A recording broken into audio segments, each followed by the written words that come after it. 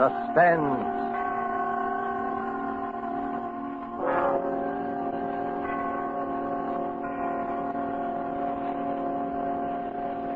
This is the Man in Black, here to introduce Columbia's program, Suspense.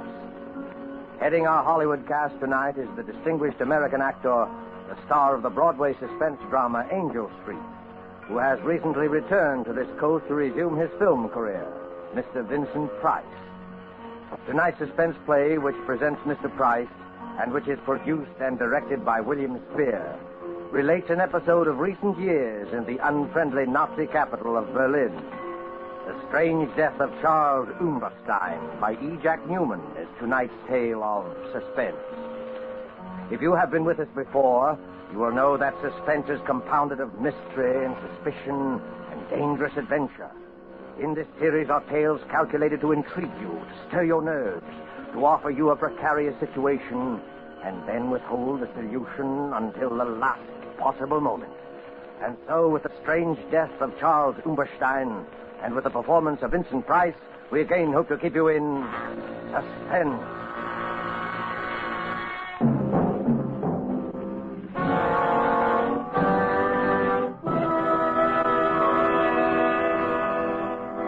I was infuriated to think I had been trapped.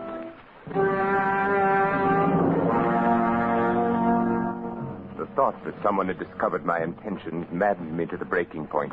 Nothing had slipped. Everything had run smoothly as I had planned. No evidence, not the slightest trace, nothing. And yet, I was trapped. Trapped? But why? How? Let me see. Papers in my briefcase, train ticket, information forwarded safely to my office. And he knew. How? But he did know. I stood quietly in my room, watching him, watching me, waiting for me, standing by the lamppost beneath my window, knowing he had trapped me, waiting for me.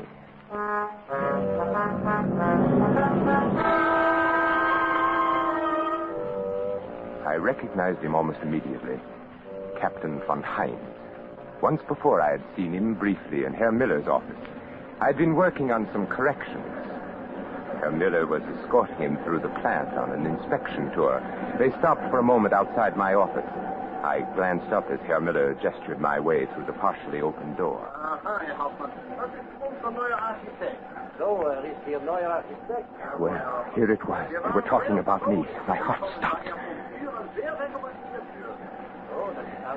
He was explaining how I had been recommended by the Führer himself, my qualification. They continued on their tour. Herr Miller explained later when I went to his office. Aha, Umberstein, there you are. Herr Miller, you sent for me? Yes, Umberstein. This morning, when Captain von Heinz and myself passed by your office, I knew it was you. You knew it was me? Yeah. Captain von Heinz is head of Gestapo intelligence in this area. He was conducting a routine inspection this morning, and it was he who suggested that... What? Well, since your recommendations were by the Führer himself... Yes? Your work here has been excellent. I knew you were the man when I passed by today. My work? Huh? Oh, no, of course not that. Why, you have become one of our best men. Oh, thank you, Herr Miller. No, this is it. Yes, Herr Miller. Through various posts, we are releasing more prints on munitions areas in this country and other countries. Huh? You are to be in complete charge of their release from the vault. I understand, Herr Miller. As a citizen of the Reich, I am greatly honored that I have been given such an opportunity. An opportunity to show your loyalty. An honor. I will give you the combinations. You will see that no other person enters the vault. Of course, Herr Miller. One moment, Umberstein. Yes? I think I should tell you that a few months ago, in one of the neighboring plants, the Gestapo apprehended a spy. Yes?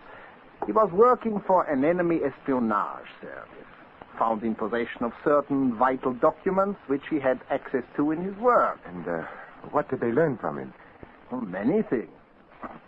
He was reluctant to speak at first, but it's difficult to hold out indefinitely. So he finally gave them enough information to locate other agents who had filtered in. It was well he was detected then. Oh, yes. The Gestapo is still on the alert for some of his co-workers, still expected to arrive. Of course, they are ignorant of his confession and his fate. So, Herr Umberstein, I must warn you to take all the necessary steps against the possibility of espionage. We cannot be too careful. I shall be careful. In you, Umberstein, is exemplified the efficiency of the Third Reich.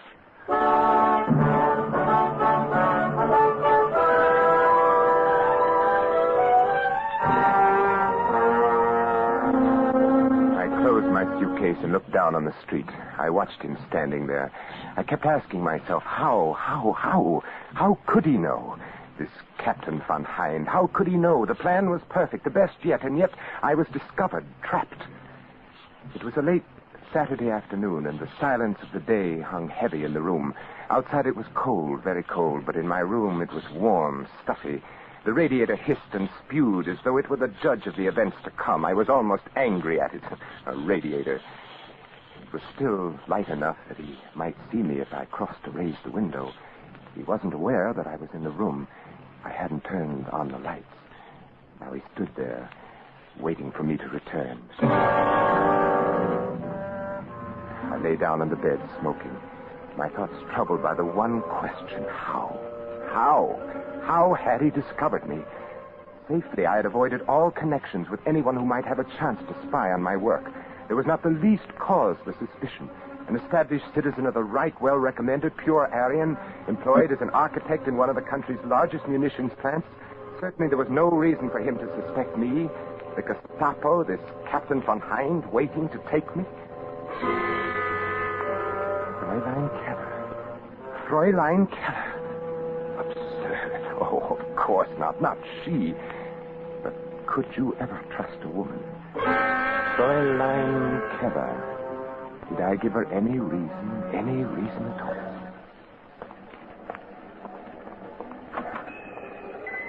Good morning, Fräulein. Oh, good morning. My name is Charles Umberstein, and I am to be at the munitions factory near here. I wish to take a room. Oh? One facing the outer street, Fräulein. If you can accommodate me? Oh, I think so. We have one which is on the second floor, overlooks the street corner. Oh, fine. I'm glad. It looks comfortable here. Small and comfortable. Oh, yes. You will like it, I'm sure. I am the owner and manager here. Fräulein. Sign here, please. Yes, of course. There you are. Thank you. Otto, would you show Herr Umberstein to his room?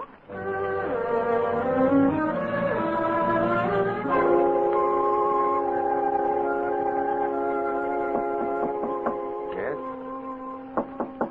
Yes, who is it? It's I, Fräulein Keller. Oh, just a moment. Yes, Fräulein?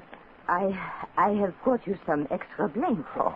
You may be cold. Oh, that's very thoughtful of you, Fräulein. And Herr Umberstein, down the street, a little cafe. You may find nice meals and a little music, too. Oh, wonderful. I am indebted to you, Fräulein. Oh, but you are my charge. I look after my guests. It is my job. Oh, that is most kind, Fräulein. Herr Umberstein, yes. I also dine at the little cafe often. Oh. To you, Fräulein, for your wonderful hospitality. Oh, to you, Herr Umberstein. Fräulein, it's growing late. I must be off. I have a great many things to do tomorrow. Oh, and so do I. Oh, it has been a wonderful evening. Wonderful. Yes, wonderful. Here's your coat.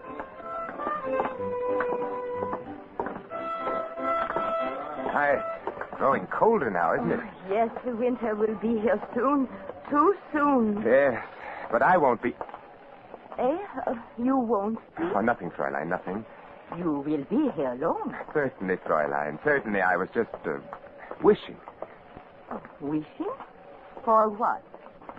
Now, I'd done it. I'd started to thinking perhaps she could... Oh, dear, for what? Oh, nothing, Fräulein, nothing important. Only the hopes of every man. They become so near sometimes. They're almost reality. So? What else could I do? I had to lead her thoughts away somehow. She took the lead. You mean a woman? Yes. Yes, Fräulein. You. Oh, but we have known each other for such a short time.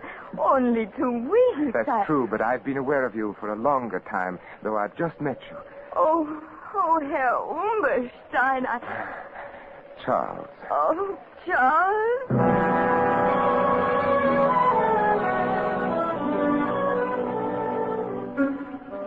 At first I was uneasy about the whole affair. Then after a while, I did grow rather fond of her. She was so accommodating, and we dined together each evening, and I played my role to the letter. Never once did she mention my work. Oh. Fräulein Keller, what are you doing in my room? Well, I was... You've been looking through my papers. Why? I was looking for something. But what right have you? What are you looking for? I was looking for a letter. A letter? What letter? One that you haven't got. I thought perhaps you might have it. Now, out with it. A letter from a woman. Very well, Charles, if you must know, I suspect you of nothing filthy. She was actually looking for a letter from some woman. Any woman. She didn't trust me. She didn't trust her, Charles.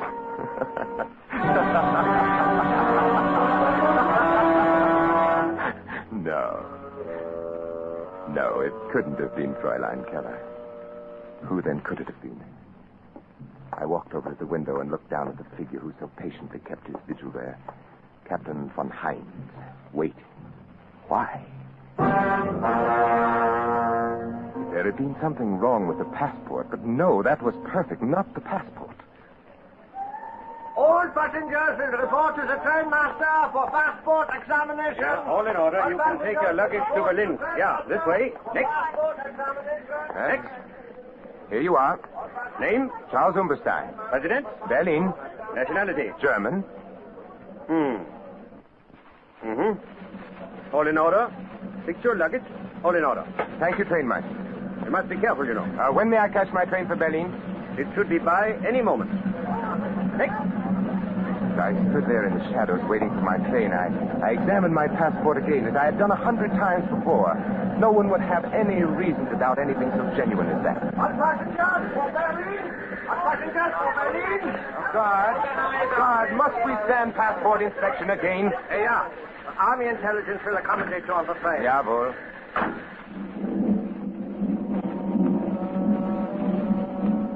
3 stops, my passport was inspected. A good test?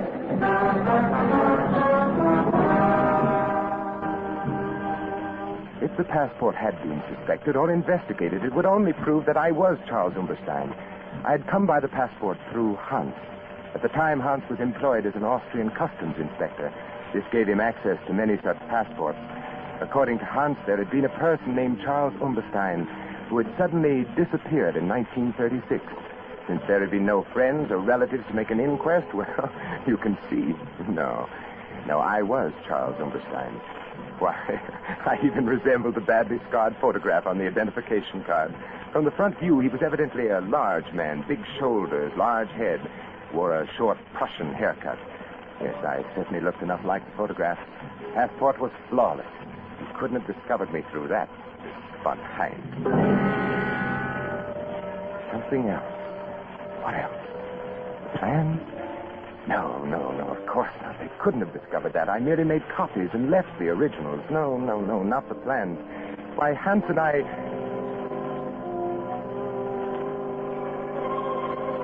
Hans. Oh, no, not Hans. Never. We'd worked so well together. Oh, no, not Hans. A strange, silent boy, perhaps, but surely... That night in 1936, when he gave me the passport, he was our man in Austria, but strange things happen even to the most loyal. All set, Charles. Then I will not see you again, Hans. Until I arrive, eh? I will be attached to an army ordnance division in the city. You will receive additional information on the first day of each month. From you? Yes. There's a hotel not far from the factory. Here is the address. Fräulein Keller runs this hotel. Now, on the second floor in one corner sits a mahogany table. On it are a set of silver candlesticks. 4 of them. Beneath the candlestick nearest the right, you may find your information on the first day of each month. It will be written in code? Naturally. Be very careful when you pick it up. And make no effort to contact me in any other way. And can I leave anything I might learn in the same place? Is it safe? Yes. Now, remember, sooner or later we are bound to be introduced, you and I. My duties with the Ordnance Division will, of course... Near and yet so far kind of thing, eh? Yeah, very far. Once inside the city, I'm Oberleutnant Hans Neumann of Army Ordnance, understand? I am Herr Charles Umberstein, architect. Right. Well, time grows short. I must go. Everything checked. Your passport? Perfect. I even resemble the photograph. The chancellor should think so. Yes, not bad. Very considerate of Umberstein to have looked this way. Tickets? Right here through to Berlin. I report to Franz Miller in the munitions factory, produce my credentials. He's been expecting me. I haggle a little about the salary, then I accept. As first opportunity, become acquainted with MB plans. And I will see that you are highly recommended from a reliable source. Just as a matter of curiosity, Hans, who will recommend me? Oh, you needn't worry, Herr Umberstein. It'll be good, I assure you. And goodbye, Hans. Oberleutnant Neumann, if you please. Oberleutnant Hans Neumann. Well, then, my Herr Charles Umberstein, auf Wiedersehen. Wiedersehen. Heil Hitler. Heil Hitler. Yes, everything Hans had said came about. I picked up my information each month at the little hotel. I left an occasional report for Hans. It was the only way we ever communicated. And then Oberleutnant Hans Neumann began to appear in Franz Miller's office. And eventually Miller introduced us. In fact, Hans was with Miller quite frequently, and they dined together regularly. Hans played his part well. But one day, something was worrying him. I will wait here for you, Miller. I'll be with you in a moment. Ah, Herr Umberstein. It's good to see you again. Lieutenant Neumann. Miller speaks very highly of your work here. Thank you. Be very careful of this Captain Von Hein. There's something wrong. I don't know what it is. He looks at me very strangely. And there is something I recognize about the man. The eyes are... Yes. We were just chatting a moment. I've seen Von Hein somewhere before. Be very careful. And don't come with us in case they ask you. Well, you all ready? Why, yes, of course. Umberstein, would you care to join us at luncheon? No, thank you. I have some work to do. Always working, Yes. Well, then, let's go, Hans, yeah? Yeah, certainly. Oh, by the way, will Captain Von Hein be joining us today? Oh, Von Hein sent his regrets. Something is delayed. Oh, that's too bad. Von Hein, a remarkable man. No one like him in the service. No one like him. Goodbye, Lieutenant. Von Hein.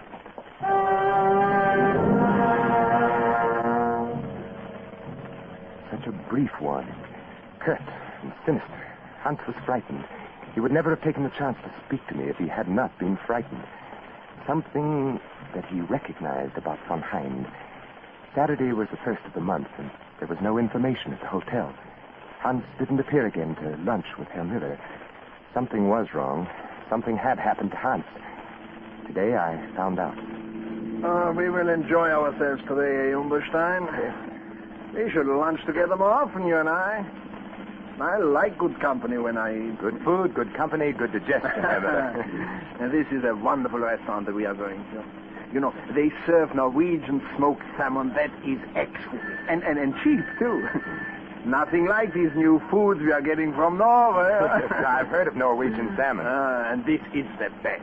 You and Oberleutnant Neumann dine here often, don't you? Hans Neumann. Yeah, we came here often, yeah. Hans Neumann will not come here for a long, long time again, I'm afraid. I don't understand. Yeah, you don't. You remember Captain Von Hein? Oh, yes, the Gestapo man who was inspecting our factory a few weeks ago. Yeah, a most efficient man. He has apparently been observing Hans Neumann for some time. Oberleutnant Neumann is being detained by Captain Von Hein now. Was he... He was a spy. Spy? How do you know? Von Hein arrests only spies. And Von Hein never makes a mistake. The man is incredible. Oh, was there something suspicious about Hans? There's something suspicious about everyone to Von Hein. He himself asked me to cultivate Oberleutnant Neumann so that he could better observe his actions. Yes, I noticed that you two lunch together very often. We lunch together at this very same restaurant you and I are going to now. It made it easy for Von Hein. Easy? Well, to study the man in leisure. von Hind always wants to be certain of his quarry. And, where is Hans now? Who knows? Who knows what happens when Captain von Hind takes a man? Don't you admire such efficiency, Umberstein? Well, of course. Yeah, well, the captain did indicate that there were others to be rounded up, too. Well, here we are. Oh, look, you see them in the window? Norwegian salmon. Oh, they are beautiful, so red, so delicious. Are you hungry, Umberstein? What? Oh, yes. Oh, they do look delicious.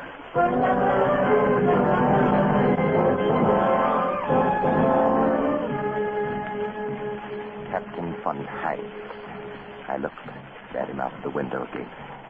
I could see his breath now. It was growing very cold. He was well dressed in neatly tailored overcoat and dark hat. It was too dark to tell the exact color. The only thing I was sure of were the hands and the gloves on the hands. Heavy, thick, powerfully mounted prongs encased in a gray, tightly fitting material. Style, lines running across the back. I noticed when he lifted them to light a cigarette. What beautiful weapons. His back was to me.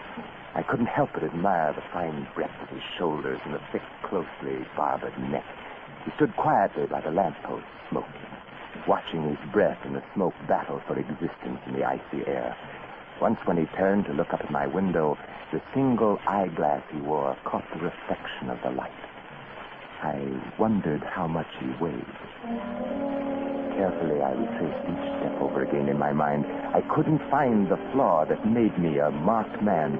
The absurdly easy way I had gone through Mueller's office carrying an innocent-looking bundle of blueprints, then to the vault, the superstition of copies. No one could suspect what I had done. No one had any reason to.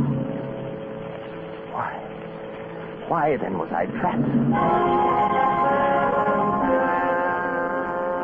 Of course he was after me, waiting down there. I wondered why he didn't come up and wait in my room. Surely he didn't know I was in the room. Perhaps he had searched my room one day while I was out. But what could he find? Nothing, absolutely nothing. A passport proving I was Charles Umberstein. A monogrammed suitcase bearing the initials C.U. A few letters and old papers. Nothing at all. I had never talked. I had never known anyone else in service except Hans. Franz Mueller was too stupid to suspect anything. Fräulein Keller, no. The passport, perfect. Only one other way. Only one other way could he possibly know. For an instant, the possible answer flashed through my brain. For a full 5 minutes, I watched him very discerningly. Could it be? Could it possibly be? The stillness of the street below was broken from time to time by the blare of an occasional horn and the rattle of armored cars carrying soldiers to different parts of the city. Turning from the window, I groped about in the darkness of my room, searching for the automatic I had concealed in the split compartment of my traveling bag. When I found it, I tested the chamber. It was loaded. I jammed it in my coat pocket, and putting on my hat, I stood there by the window, watching him. He seemed very ominous, very assured, waiting for me. He must have been getting anxious with his long vigil. I watched him signal to an accomplice across the street, walking back and forth under the streetlight. I noticed something familiar. Very familiar. A bolt from off the bed, tied to a piece of cord attached to the light switch. Near the radiator pipe, room enough to pass it through, the weighted end dragging the string to the lobby below. I picked up my suitcase and stepped out of the door. The hall was dark and quiet. I walked down the stairs. The lobby was empty, deserted. At the bottom of the stairs, I placed the suitcase by the door, and I crossed to the desk. Hastily, I jammed a few bills in an envelope and addressed it to Fräulein Keller. Now, as I picked up my suitcase, I could see him very plainly on the corner. He was only a few feet from the entrance. The cord with its weighted end had fallen just short of the door. I stood there quietly. He looked up at my room. I pulled the cord. He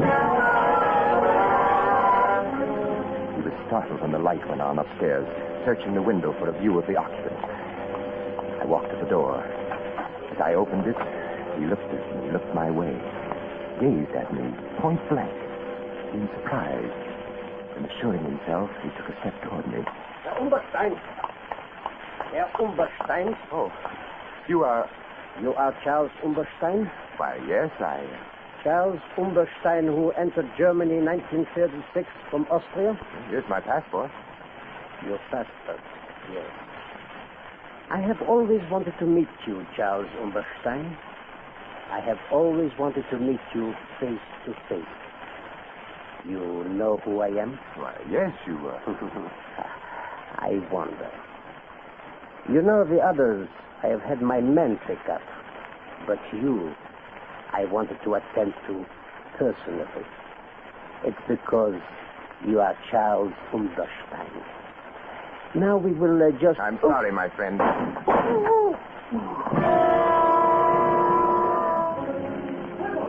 Sat down hard on the curb. He looked up at me, mumbled strangely, then fell over with his head in the gutter. His hat fell off, and I saw that his hair was closely cropped. There were other people on the street. I ran till I was out of breath.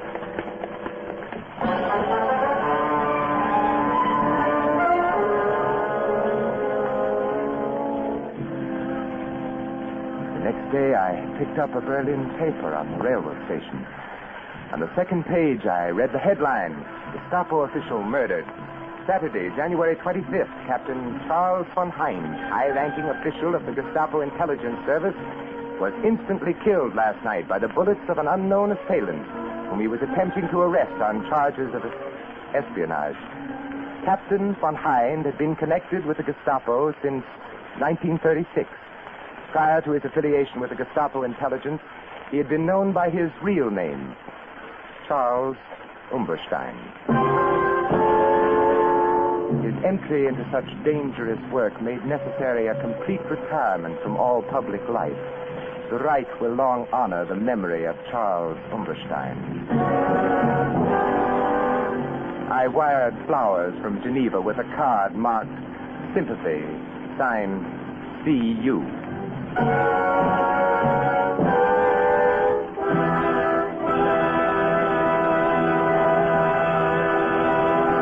And so closes The Strange Death of Charles Umberstein by E. Jack Newman, starring Vincent Price. Tonight's tale of Suspense. Vincent Price will soon be seen in the 20th Century Fox production, Song of Bernadette.